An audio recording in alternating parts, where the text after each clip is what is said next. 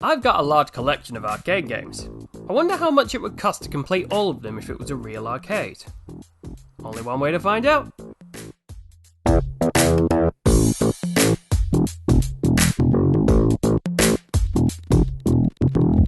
Blood sports, as the name suggests, is a form of entertainment or sport which involves intentional bloodshed.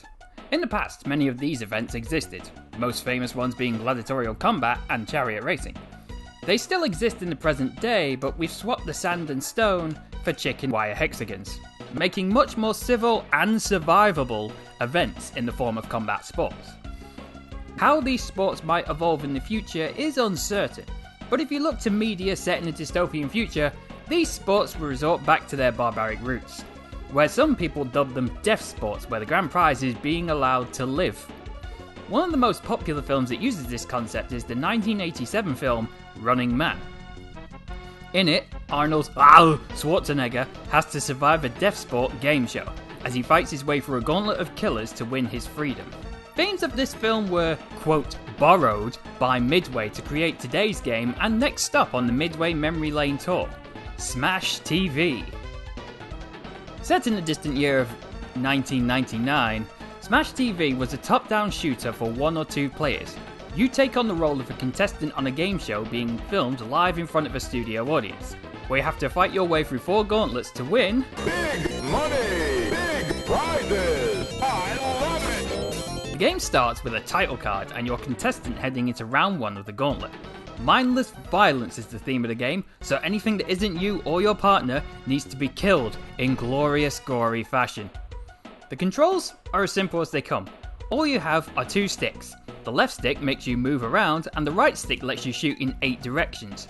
Be warned though, as the limitations of the tech meant that you couldn't shoot in 360 degrees, and an enemy stood in just the right spot will casually walk up to you and give you a good whacking. This will happen a lot if you don't keep moving or get trapped in a corner, which is an inevitability because of the amount of enemies on screen at one time can quickly become overwhelming, especially as you only need to be hit once and then you die. Thankfully you get 2 lives per credit, which will disappear quicker than your money will. In order to carry out this cavalcade of carnage to its fullest, you're going to need weapons, and big ones. Pickups will randomly pop in from nowhere, either weapons, buffs or prizes. Walking over a pickup will collect it. Weapons will temporarily change your attack damage and methods, buffs will increase your character's capabilities for a short time, and prizes add to your score.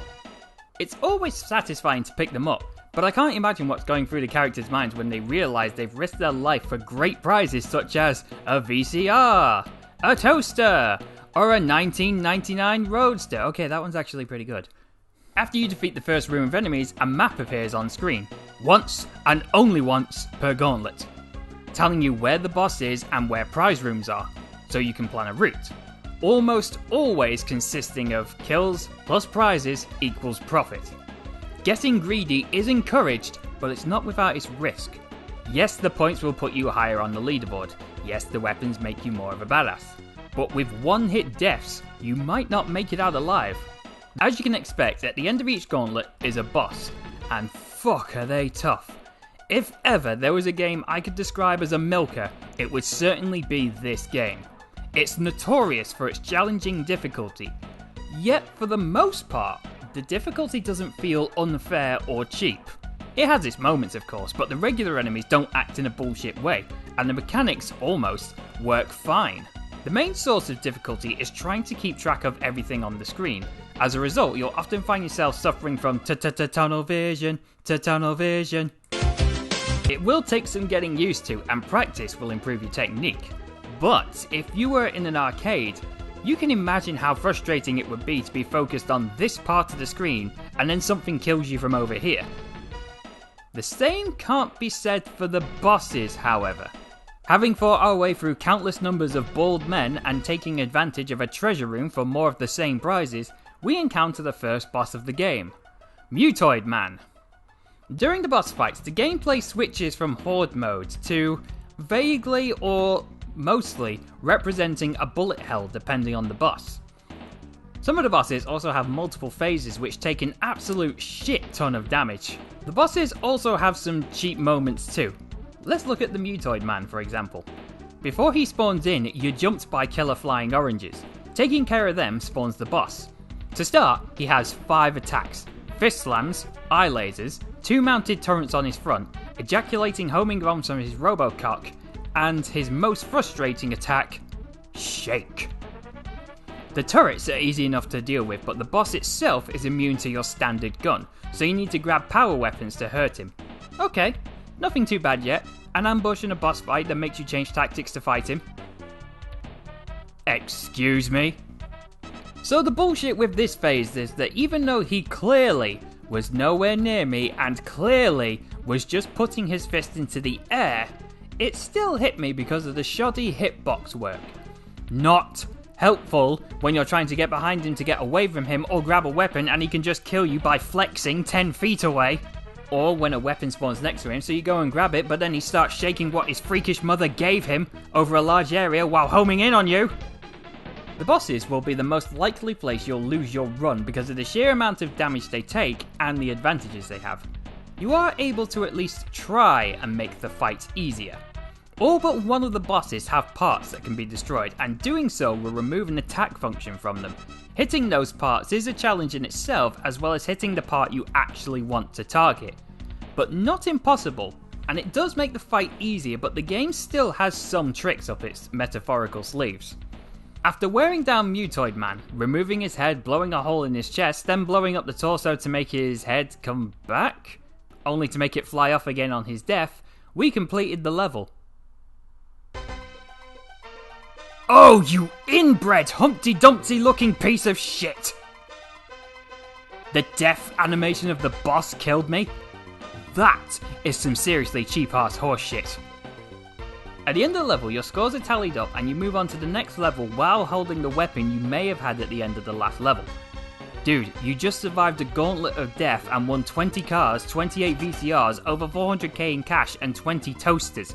I wouldn't pull a face just because the other guy got more than you. So now you know how the game works. What about its presentation? Overall, it's pretty good with a lot of appeal. The visual aesthetic reminds me a lot of the old Gladiator series, and the hand-drawn sprites look fantastic. Even the smaller ones during gameplay are detailed enough so you can make them out clearly.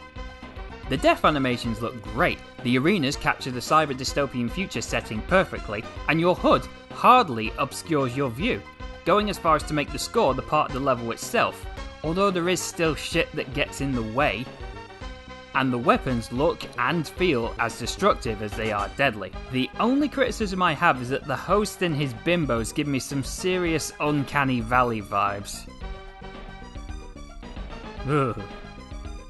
Entering Gauntlet 2, you'll face off with a brand new enemy type: Orbs. All the levels feature a new type of enemy for you to fight, but almost all of the levels have a theme of a unique enemy to that level. Level 1 had either humans, mutants, or both, I can't tell, they just look like bald men. And level 2 uses robots. There is a wide variety of visual looks to the enemy, which does give the impression you are seriously outnumbered and seriously fucked. There's even a fair number of types of enemies within the types of enemy. For example, these guys, who I will just refer to as the Baldies, have green melee units, purple melee units who are faster, cyborgs, bomb units, and turret units, each also having their own behaviours. All the regular enemies attempt to overwhelm you with their large numbers, but how they attempt to overwhelm you will be dependent on the type.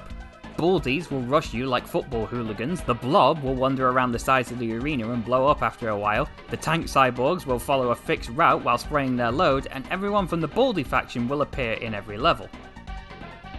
Robots, on the other hand, will attempt the same tactics but either fly around in a randomised movement, huddle together like killer penguins, or fly out in a deadly conga line.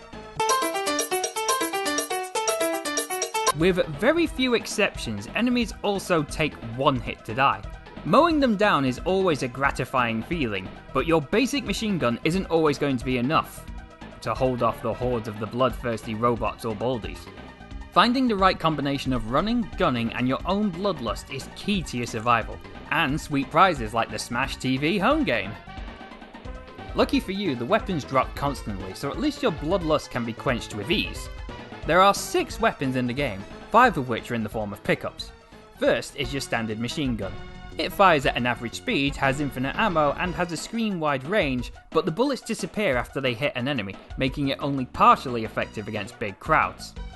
The other weapons are easily recognisable by the pictures on the pickups. These guns, however, have a limited ammo supply, represented by a green bar under your score. There's the grenade thrower, which is what happens when a grenade launcher and a flamethrower have a baby, spraying a shitload of grenades over a wide area. Contrafans can rejoice as the spreader makes an appearance. Unfortunately, it spreads too wide and suffers at long range. There's the orbiting orb that doesn't just orbit, but shoots too. Crazy, right? If you want to do things the red-hot-blooded American way, there's the ever-faithful rapid-fire rocket launcher to make lots of booms, and finally, there's the grenade lobber. Only appearing in boss fights, like against this ugly bastard, the lobber launches homing grenades at a further distance than the grenade thrower. Basically, it's the older, angrier sibling to the grenade thrower. Just like I'm sure this boss is an angry relative of the face of Bo. Unlike Mutoid Man, Scarface can be hurt by your regular gun, but you can't just blast him mindlessly. In his first phase, you need to destroy the metal surrounding his face to expose him and then shoot out his eyes and his brain. Yet still, somehow he has perfect aim. All the while dodging the bullets and buzzsaw bombs he burps at you. Completely mutilating his face will make him enter his second phase, Skeletor mode. Strangely, he's easier in this mode. He's more prone to being knocked back by your weapons, and you only have to destroy 4 sections of his armour before you put him down for good. I feel bad for fighting this boss. When we first entered the room, he looked like he was just chilling in the corner, wondering what the fuck he was doing there. Then all of a sudden, 2 steroid munchers come in and start blasting him. Poor guy. I bet he was really nice too. Probably worked in a soup kitchen somewhere. On to level 3, and... what? Oh, a secret key warp? I can't say I saw either of us pick up a key. Thing is though, that even if there is actually a warp, it warped us to the beginning of the level we were about to start. If anyone knows what happened here, please let me know below. The theme of level 3 is best described as Jungle Run with death. The jungle aesthetic is a nice change and comes with an army of nope ropes and snake people. No snake waifus for you XCOM fans, however. The snake people don't act any different to the Baldies, but they are a little faster. The little snakes act as a tidal wave and swarm the screen trying to get to the bottom. A new type of Congobot also makes an appearance, as well as members from the other enemy factions. The weapons are going to help a lot here, but the yet to be mentioned buffs will also keep you alive too, if you use them properly. As well as weapons, buffs will drop that make you more powerful in other ways, or at the very least, benefit you. The shoes make you move faster, a face adds an extra life, force field makes you invincible while insta-killing small enemies, the shield makes yellow shuriken-like things fly around you, also insta-killing enemies but fly away after a few hits, and aren't as effective on robots. Finally, it's the smart bomb, which can just be summarised as... At this point, the game might start to feel a bit repetitive. It does, but only a little. The variety of enemies throughout the game and the change of scenery on level 3 does help keep your interest long enough to keep going. Or at least, as long as your wallet holds out.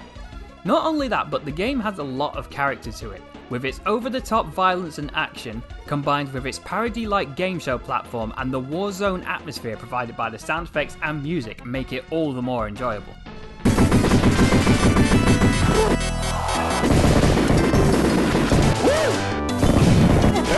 Drastically differing bosses also help too. Level 3's boss feels like something out of Contra. 2 snake heads throw themselves around the screen as they fire lasers and buzzsaws from their mouths. Yet, this is probably the easiest boss of the 4. The heads are the only dangerous part of the boss, so when they start wiggling around the screen, you don't have to worry about being hit by the body. What makes the heads so dangerous is they fire out buzzsaw mines and lasers, but in order to do that, they need to hold still. And if you're already moving, then you'll be fine, you can easily outrun it. But even standing in the corner using standard machine guns was proving an effective tactic. It's a strange feeling when you encounter a boss too easy considering where you are in the game.